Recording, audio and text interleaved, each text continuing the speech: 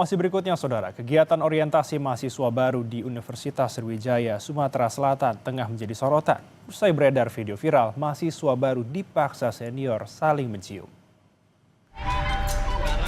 Inilah video yang merekam aksi saling cium antar mahasiswa dalam kegiatan orientasi mahasiswa baru yang diinisiasi oleh Himpunan Mahasiswa Teknologi Pertanian Universitas Sriwijaya pada Sabtu 20 September lalu.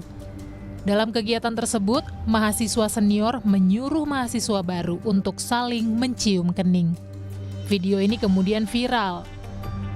Pihak universitas pun membentuk tim investigasi untuk mengusut kasus tersebut. 15 mahasiswa telah diperiksa oleh tim investigasi.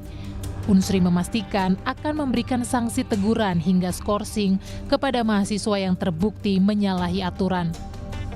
Ini lagi proses, ya, kita akan mendalami betul.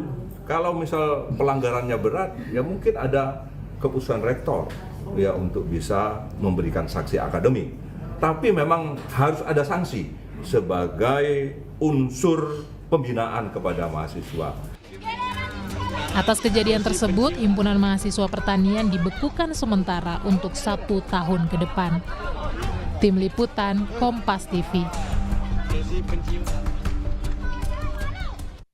Saudara, seorang perempuan lansia berusia 93 tahun di Boyolali, Jawa Tengah menjadi korban